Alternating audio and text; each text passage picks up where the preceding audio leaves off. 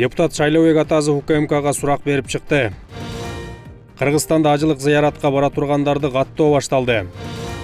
Бишкек-Ош жолунда оор жүк ташуучу унаалардын өтүүсүнө чектөө киргизилди.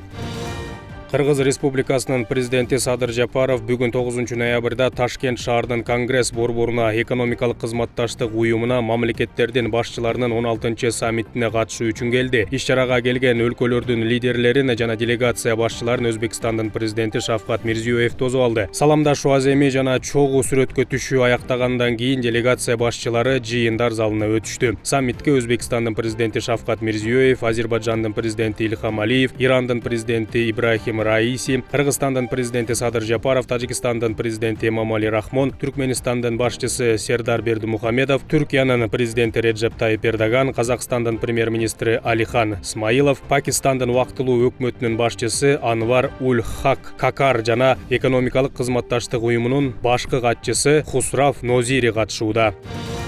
Бишкек-Ош жолундагы Сосновка постунда оор жүк ташуучу унаалардын өтүүсүнө чектөө киргизилди. Бул тууралуу Транспорт жана коммуникациялар министрлигинен билдиришти. Тагыраагы Бишкек-Ош унаа жолунун 81-чакырым аралыгына Төө ашуу Сосновка тилкесинде чоң жүк ташуучу унаалардын өтүүсүнө убактылуу чектөө киргизилди. Кыргыз автожол мамлекеттик ишканасынын номер 9 жол тейлөө ишканасы тарабынан жолду кардан тазалоо жана инерттик материалдар менен толтуруу иштери жүргүзүлүүдө. Буга байланыштуу жолдун ашуу тилкелерине бара жаткан айдоочуларга жайкы дөңгөлөктөрдү кышкы дөңгөлөк алмаштырууну, дөңгөлөктөрдүн чынжырларын жана күрөктөрүн алып жүрүүнү сунуштайбыз деп айтылат маалыматта. Ошондой эле министрликтен билдиришкендей, Төө ашуу ашуусунда кар жаап жатат, Чычкан Капчыгайында жана Алавел ашуусунда каттам ачык, Суусамыр Талас Тараз унаа жолунун Өтмөк ашуусунда кар жаап жатат. Азыркы учурда жол кыймылына чектөө жок. Бишкек Нарын Торугарт унаа жолунун Долон жана Кызыл Бел ашуусунда учурда кар жаап жатат. Унаа жол ачык. Ысык Көл облусунун Чоң ашуусунда Күмбүркөк учурда ашуу ачык, каттамдар жүрүп жатат.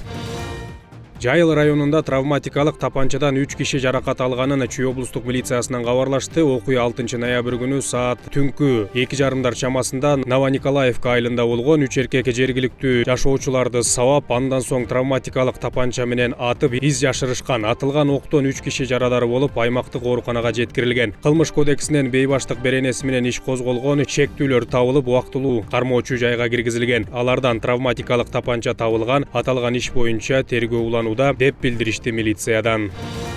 Ишкерден 30 суммадагы акча талап кылган кылмыштуу топтун мүчөлөрү кармалганын Ички иштер министрлигинин маалымат кызматы кабарлады. Сентябрда милицияга Чүй облусунун тургуну кайрылып, андан $45,000 акчаны коркутуп талап кылып жаткан жарандар тууралуу кабарланган. Шектүүлөр колунда барларды аныктап, ай сайын акча берип турууну талап кылышкан. Андан сырткары кылмыш чөйрөсүнө көңүл бурбаганын айтышып, коркутуп келишкен. Топтолгон материалдардын негизинде кылмыш жаза кодексинин 208-беренеси опузалап талап кылуу боюнча иш козголду. Кылмыштуу топ бир аз күн мурда Кара Балта шаарынын аймагынан 165 000 сомду опузалап алган жеринен кармалды деп жазылат маалыматта. Колго түшүрүлгөн 5 киши Чүйдүн Панфилов районунун тургундары экендиги маалым болду. Алар убактылуу кармоочу жайга киргизилген.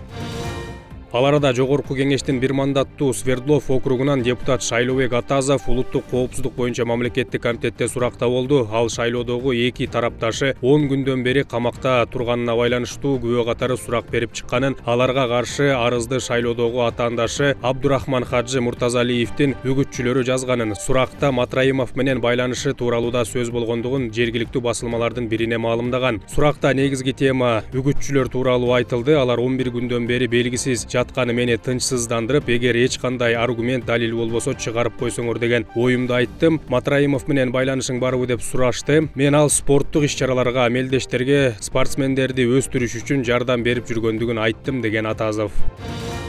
Бишкектеги номер 6 үй бүлөлүк медицина борборунда дагы бир мамлекеттик эл-аман дарыканасы ачылды. Бул тууралуу саламаттык сактоо министрлигинен билдиришти. Маалыматка ылайык, дарыкананы министр Алымкадыр Бейшеналиев өзү ачты. Бейшеналиев мындай демилгелердин маанилүүлүгүн белгилеп, күн сайын 2-3 мамлекеттик аптека ачылып жаткандыгын айтты. Ушул темп менен жыл аягына чейин бардык пландаштырылган 46 мамлекеттик дарыкананы ача алабыз. Келечекте дарыканалардын ассортиментин 800 фирмалык аталыштан 2000ге чейин көбөйтүүнү пландап жатабыз. Дары-дармектердин жеткиликтүү баада болушу ден соолуктун гана эмес, социалдык адилеттүүлүктүн да маселеси деген ал. Белгилей кетсек, эл-аман мамлекеттик дарыканаларында дары-дармектерге арзандатуу 10-15% түзөт. Бул калктын кеңири катмары үчүн керектүү дары-дармектерге жетүүнү кыйла жеңилдетет. Кыргызстанда саламаттык сактоо уюмдарынын же телемедициналык технологияларды колдонуу менен медициналык кызмат көрсөтүүчү жеке медициналык практиканы жүргүзгөн адамдардын медициналык жардам көрсөтүүдө телемедициналык технологияларды колдонуу эрежелерин жөнгө салуучу биринчи ченемдик укуктук акт кабыл алынды. Саламаттык сактоо министрлигинен билдиришкендей, тиешелүү токтомго министрлер кабинетинин төрагасы Акылбек Жапаров кол койгон. Кабыл алынган документке ылайык телемедицина технологиялары профилактика, чогултуу, диагностикалоо, диагностикалык жана дарылоо иш-чараларынын натыйжалуулугун баалоо, бейтаптын ден соолугунун абалына мониторинг жүргүзүү жана башка максаттарда колдонулушу мүмкүн. Документ ошондой эле медициналык жардам көрсөтүү жөнүндө маалыматты документтештирүүчү телемедицинанын маалыматтык тутумдарына жана телемедициналык консультациялардын катышуучуларынын жоопкерчилик чөйрөсүнө карата талаптарды аныктайт. Бул чечим калкка өзгөчө өлкөнүн алыскы райондорунда медициналык тейлөөнүн натыйжалуулугун жана жеткиликтүүлүгүн арттырууга, калктын убактысын жана каржылык чыгымдарын кыскартууга, өлкөнүн саламаттыкты сактоо тармагын өнүктүрүүгө көмөктөшөт.